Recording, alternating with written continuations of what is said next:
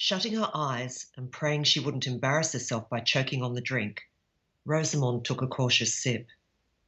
All at once, something light and wondrous wrapped itself around her tongue and travelled down her throat in a sweet river of molten marvel. Her eyes flew open, followed by her mouth. A long, sweet breath escaped and her lips curved in a beatific smile. Slowly she licked her lips, trying to recapture the taste and understand it. Colours leapt into her head. She thought of the deep purple of her mother's favourite hat, the soft velvet of the puppet show's curtains, the stars above Beerwood sparkling as if just for her, winking and blinking against their onyx backdrop. She recalled birdsong, the hum of bees in summer, and before she could prevent it, a burble of laughter escaped, rising from the same spot the chocolate now pooled, lifting her heart and exploding like tiny bubbles that sat atop the drink. Welcome to the Good Reading Magazine podcast, sponsored by Pantera Press. Good Reading is a monthly magazine dedicated to books and reading and aims to help readers discover their next favourite book. You can find out more about the books discussed on today's podcast at goodreadingmagazine.com.au. Hi and welcome to the Good Reading Podcast. Angus Dalton here with you. You just heard Karen Brooks reading from her new historical fiction novel, The Chocolate Maker's Wife, from a section in which her character, Rosamond Tompkins, tries chocolate for the first time. The book is set in 17th century England and follows Rosamond, a bold young woman born into poverty who ends up presiding over a luxurious chocolate house where the well-to-do gather to sip on this sweet new drink which apparently has desirable properties far beyond its delicious taste. Karen is phoning in to chat about her book. Hi Karen, thanks so much for joining me. Oh, my pleasure, Angus. Thank you for having me. You're very welcome.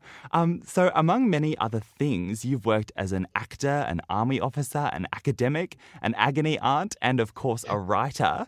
I absolutely love that the author bio on your website is essentially just a list of insults you've had hurled at you over the years. You got called the grunge queen by former Queensland Premier Wayne Goss, a witch by a pastor, and a left-wing loopy academic with no testosterone on radio in Tasmania. What have you been doing to inspire such spirited language to be directed towards you? I think just daring to have an opinion, to be blunt. Yeah, I can add to that list now, believe you me. No, I have a weekly column with a newspaper, and it's interesting how people become inspired to write to you, or I guess share their views on your opinion. But what they do is they make it quite personal. So, the ad hominem attack the person, not the argument. So, yeah, that's sort of the tame of things that have been said to me. Yeah, far out. But you have had such a varied career just within writing. You've done so much. So what actually led you to start taking on historical fiction? Yeah, I think that's a really good question. I've always been fascinated with history. And as an academic, because I was an academic, well, I sort of still am, I guess, in some ways, for 20 years, though, working in a university. And you use a particular part of your brain. And I love reading. I've always been a passionate reader, devouring books, many, many books every week. And I don't know, I think I just needed to work that other part of my brain, that creative part of my brain. And the beautiful marriage of factual history and fiction just seemed to suit me. And my wonderful agent, Soa Anthony, just encouraged me. I was writing fantasy initially, and she said, look, you spend so much time with the history. Why don't you just write straight historical fiction? So it was with a bit of sadness I left behind the realm of fantasy. I still read it, and moved into historical fiction, and I feel so at home there. I really love it. With your last few books, you've taken a slightly different approach to most historical fiction writers, and you say that rather than focusing on the rich and royal and, nobility, you tell the stories of women in trade. Why do you take this approach? Yeah, it's a funny thing how that happened. I think because, well, there's already some excellent writers writing about the royalty, the nobility, the rich, and, history was in their hands because they were the record keepers as well. And but the majority of people weren't rich or noble. And I often wondered what their stories were. And of course, we're reclaiming those through a whole variety of means. There's great historians doing work in those fields, but there's not much fiction being written about that. So I don't know, it was sort of an accident because I decided I wanted to write about brewing, because when I looked into the making of ale and beer, I discovered that women were in fact the ale makers. So long before men ever got involved with it, apart from with religious houses being the exception. So that's how it all started, through beer, believe it or not, and which I don't drink, but anyway, I do taste it. But so what really struck me too was when I was researching that particular novel, there was a quote by an historian, and she said, "When a venture prospers, women fade from the scene." So, in other words, once a trade becomes really profitable, men moved in and pushed the women out. And so I started thinking about that. But I also thought, we know that men were involved in so many different trades. That's just how we've been taught history. But clearly, there were women there beside them. They were 50% of the population, and men died, widows took over. You look at the early guild records in England and across Europe, and women were there. And whilst it took a long time for them to be present on the registers, they were doing the work, they were doing the labour. They didn't have the luxury of just being at home to look after the children. And please, nobody get offended by that. I'm a mum. I know it's a really hard job, what I mean in those days. So they worked side by side with their husbands and were really very, very experienced. And in times of war or famine or plague or any other sort of crisis, they stepped up and they ran the business. So I thought, okay, there are loads of gaps and silences there in history.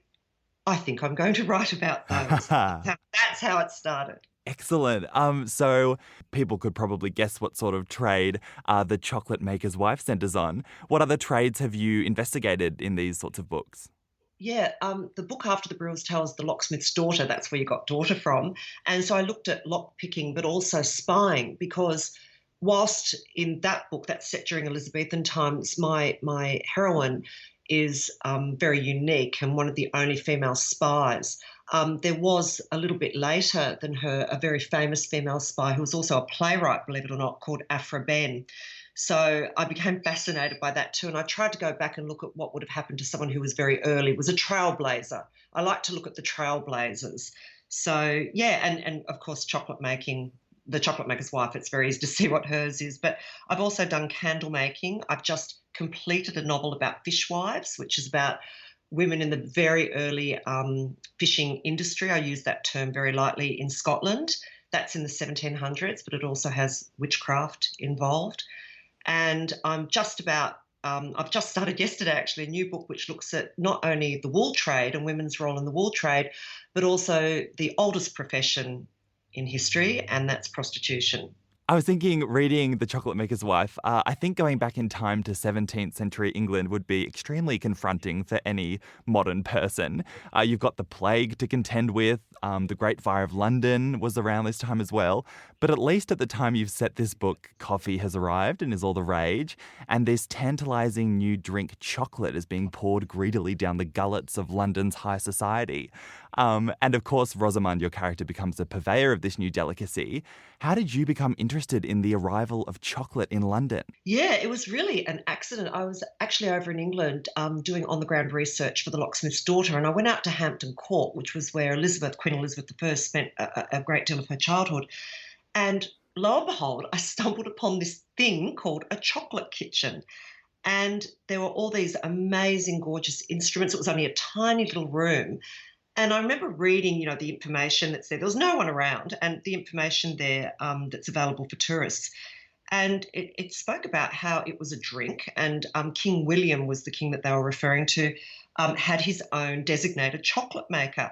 And then there was a portrait on the back wall not very far from where I was standing, and it really caught my eye. And it was a very homely looking woman named Grace Tozier, who was the very first female chocolate maker. And now she was in the very late 1600s, if not early 1700s, and had a place in Greenwich that became renowned for its decadence and hedonism and naughtiness and what went on behind its closed doors and all those drinking chocolate.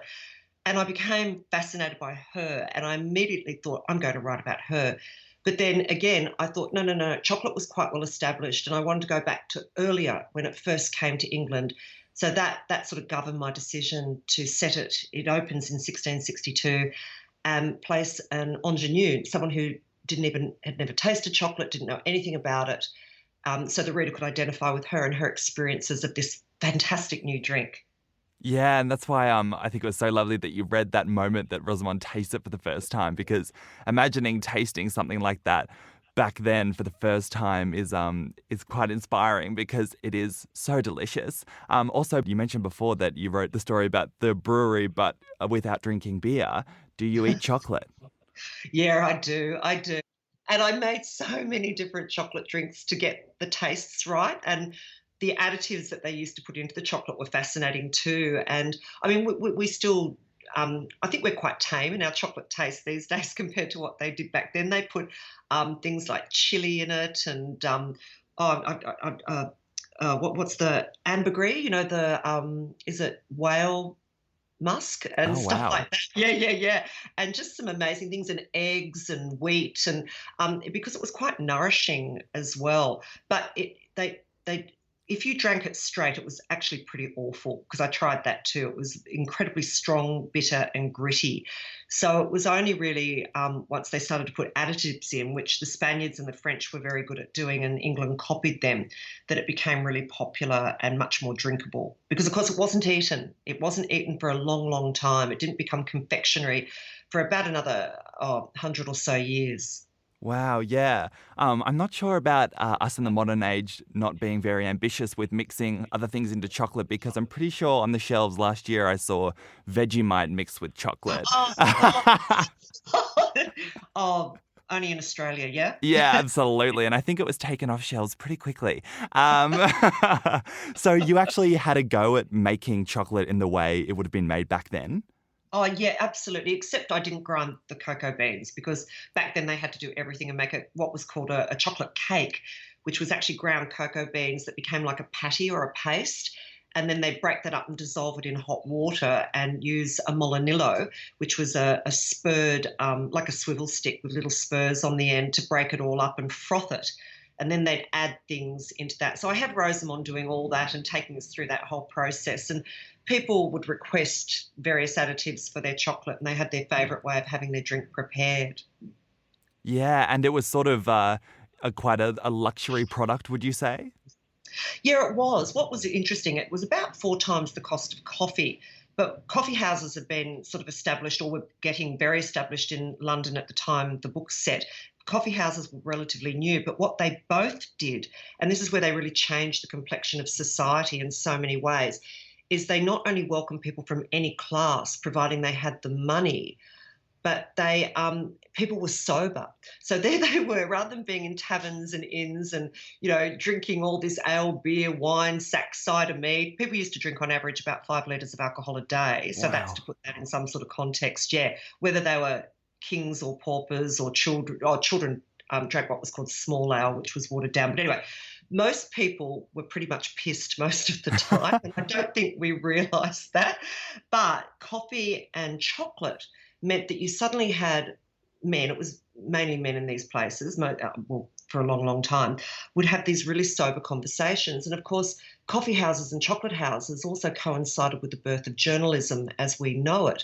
So things called news sheets were distributed in these places, and literacy was on the rise. So you had this whole conflation of all these really interesting things happening. So people were reading the news, reading about war, foreigners, trade, and they were having really serious conversations. And the poor, or the not so well off and not so privileged, were learning about their rights and their freedoms and talking to other educated people like lawyers and things like that, and starting to sort of become quite politicised. So coffee houses and chocolate houses posed initially quite a danger to the establishment. Wow, yeah, I really love that thread of the book about, the news sheets starting to be disseminated around the city. And as a journalist and columnist yourself, who, as we've heard, has had a fair bit of vitriol, thrown at you, what was it like to examine journalism's beginnings in 17th century England? Did you see any parallels between, how journalists are regarded by society then and now?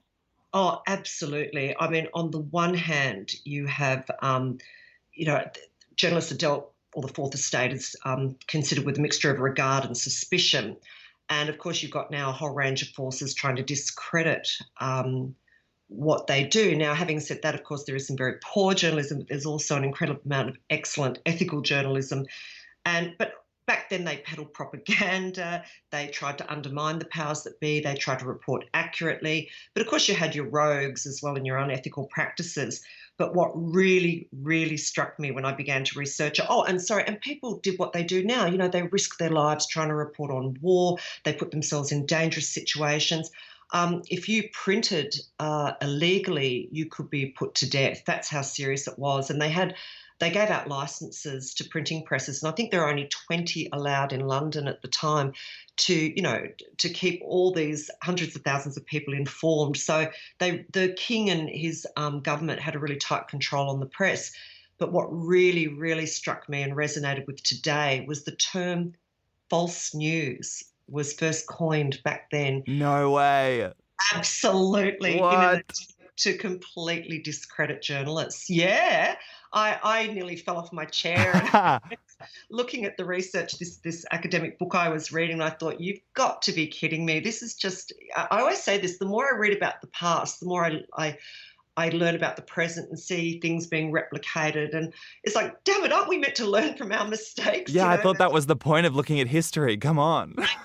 We seem to repeat them. But yeah, so the treatment of journalists, even in its early days, was pretty much as it is now. But, which is troubling. It troubles me deeply. Have any of those news sheets survived?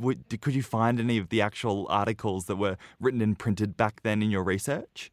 Yeah, look, there's wonderful websites now. There are, fabulous librarians and historians that just are so generous. Like they scan all these documents and they make them available online. So there are sites you can go to. Sometimes it's with a cost, but it's worth it. And I was able to actually read some of the original news sheets and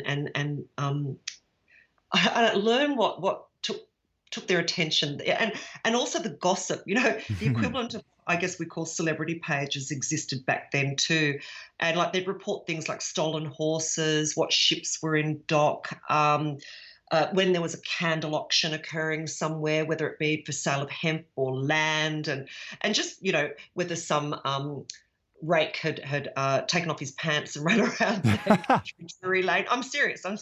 So wonderful things like this, and what that sort of does is it forms a bridge between the past and the present too, and you realise that we're all just human and we have the same likes and dislikes, loves and loss, and things that amuse and bemuse us. It's all the same. You're known as a writer who researches your settings and your stories really deeply, and you weave that research into your books so beautifully. Thank you. What were the sort of documents you found or people you interviewed or places you visited that really helped you visualise this setting of 17th century London? Yeah, it's a great question. I have to acknowledge other writers because, not just the historians, but great fiction writers who also, I guess, take great care and love with their stories and set them accurately, and they're just worth their weight in gold. So those for starters. Then there was contemporary documents, so everything from as I said, the newspapers of the time to poetry. I listened to the music of the era too, which puts you in that sort of space as well. The plays, but I went to England again. And I hired the services of this wonderful historian who walked me through Restoration London. And I went to the site of the very first coffee house, Packler Roses. It was called the Turk's Head. And I knew then where I wanted to set my chocolate house. So I walked down the streets that Rosamond would have walked. I saw where her house was. But I also walked the limits of the Great Fire and the old walls of London. Look, just being in situ and really helps, even though, because London's this amazing mishmash of the modern and the old. And if you look hard enough, you can sort of transport yourself back in time. It's really quite marvellous. But you can also ignore it. And I think a lot of Londoners, contemporary Londoners, don't appreciate what they've got, whereas it's easy for us, being a relatively new country from the white perspective, to go there and be fascinated by the past and lost in time. It's really quite wonderful. Yeah, absolutely. I really love just reading about. I think I'm so glad you mentioned the just everyone being drunk all the time thing because I think I read that on your website. And by the way, for anyone listening, if you want to spend a couple of hours just reading a really fabulous amalgamation of historical research and book reviews and all this wonderful blog posts, I really recommend your website, Karen, because it's just absolutely fantastic. I spent hours there, Oh, and thank you, Angus.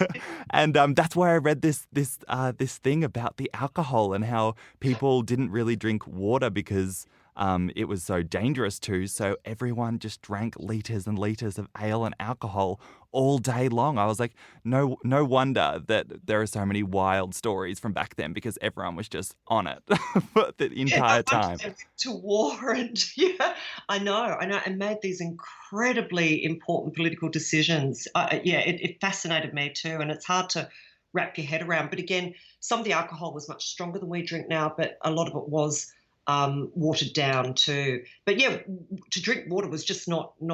People did not do it. It was so contaminated, and people died drinking the water supply. Yeah. What else about this time of 17th century England makes it a very unique time in history that you're aware of as you're writing?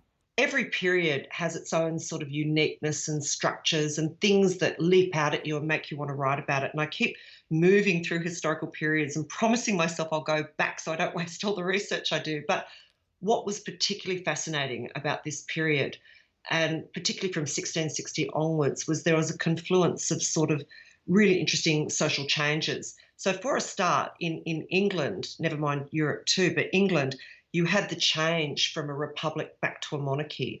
So, you had Charles I had been beheaded, Oliver Cromwell had come to the throne and set up a republic and a Puritan republic. All this was after he died, it wasn't successful and it was rejected. And Charles I's son, Charles II, was brought back into England, and he introduced this era of what's, I guess, was perceived as decadence and hedonism and all that sort of stuff. But it was also a time where they think that women's rights, or historians report that women's rights rose, and they were never seen as being significant or important again until really the suffragette movement in the late 1800s, early 1900s. So that was really interesting. You also mentioned before about this time that one of the things that was happening with, obviously, with the increase in journalism and that sort of thing, that people's literacy levels were starting to increase. And I guess that sort of tied up with women's rights movements as well, because literacy is such an important part of being independent. Your character Rosamond is illiterate, and that's quite a barrier to her, at least at the start of the book. What made you decide to make your main character illiterate? Rosamond, in effect, reflects many of the women, particularly at that time, who were illiterate. But literacy was on the rise. It was available. Schooling for men, particularly, was coming to the fore. But I had her becoming literate, and therefore was able to note the changes that brought into her life. How being educated allowed what she learned to transform not just her life but others as well. And how education actually does that is the beauty of education and always has been. And it's empowering. And I wanted to show how Rosamond went from being someone who was kind and thoughtful and intelligent, but didn't have the tools to actually enact not just personal change, but social change. And of course, she's able to do that. So she reflects, I guess, the wider movement that was occurring at the time. And when we meet Rosamond in The Chocolate Maker's Wife, she's down on her luck, to say the least. But she is such a charismatic character from the start. What is it about her as a character that enables her to turn her life around in such a dramatic way? That's a great question. I think she's fundamentally kind, and she has a really good heart, and she puts faith in herself and others. And I don't know, I think it's really easy to dismiss goodness as a character trait, but I somehow wanted to make that a really integral part of who she was. So she enters into any transaction that she makes, and from reading the book, she enters into a few with good intentions and goodwill. So it was, though she's not always rewarded for that, she never lets her faith in human nature be diminished, and continues to trust. And of course, as her literacy grows and her awareness grows, her perception changes, but never her kindness and her ability to I guess, enact change for others. I think we mistake kindness for weakness. And that's one thing I didn't want to do. Rosamond is a really strong character. She's resilient, she's smart, she's a survivor. She refuses to be a victim no matter what the circumstances. And what she can't change, she adapts to. And of course, her increasing literacy enables that to be, I guess, more dramatic. People reading The Chocolate Maker's Wife, me included, and listening to that part that you were reading at the start of the podcast, are going to be so curious to taste this form of chocolate that you drink back then. Where can you go to sample this kind of chocolate? Oh, that's a great question. My kitchen. I spent hours in my kitchen trying. We'll leave your address in the details of the podcast then. Of course, just drop by anytime. Yeah, no. It's ghastly. The drink as they had it originally, completely unadulterated. There is that moment where Rosamond does that, is absolutely disgusting. Then you start with the additives and it becomes increasingly more lush and gorgeous. And remembering that sugar was still, a very expensive additive then too, but they had other ways of sweetening the drink because it was incredibly bitter and gritty without anything else in it. But I had the most wonderful drink of chocolate in Venice, of all places, where the spoon literally stood up in the cup. On a very, very cold day, I drank 2 cups of that, made myself sick. Yeah, it was gorgeous. And then the other place, funnily enough, was in a little cafe called the Cocoa Tree in Pittenweem in Scotland, where it just so happens my next novel is set, which was sort of an accident. And, I went there to find one story and found another. And, I had this marvellous drink of chocolate there too. Fantastic. Karen, before we let you go, you are also, as I mentioned before on your website, quite a prolific book reviewer. So once people go out and buy and devour The Chocolate Maker's Wife, do you have any recommendations? Oh, gosh, don't get me started. Yeah, I do actually. I can't go past Boy Swallows Universe by Trent, who's a colleague of mine. Absolutely fantastic book, lost in that. The Lost Man by Jane Harper, another great Australian writer. But I also love a really good fantasy, and I have to say Leonie Taylor's duet, The Muse of Nightmares is the second book in it, which I just recently completed. And to me, it's like inhaling poetry. I just think she's the most gorgeous writer. I love the Shardlake novels by Sansom. I could just keep going. Wimmera by Mark Brandy. I've just this moment about to finish Scrublands, which is just a marvellous down-to-earth Australian crime book. I'm a big fan of crime.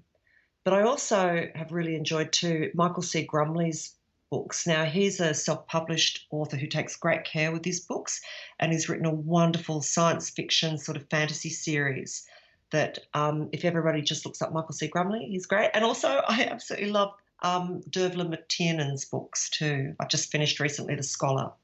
Yeah, fantastic. So many great Aussie writers in there. I love that. Yeah, I try to really look, we've got some marvellous authors here, and I think that we don't appreciate it often enough how good our writers are, and they certainly hold their own, and they're getting real recognition on the world stage, which is just so wonderful to see. Absolutely. And what a beautiful note to end on. Thank you so much, Karen, for joining me to chat about this awesome book. I've absolutely loved listening to your answers and reading this amazing book. Thank you. Thank you so much, Angus. I appreciate it. I really do. Thank you. Thanks so much for tuning in to this episode of the Good Reading Podcast. The Chocolate Maker's Wife is out now from HQ Fiction and is available at all good bookshops, including Good Reading's online bookshop at goodreadingmagazine.com.au.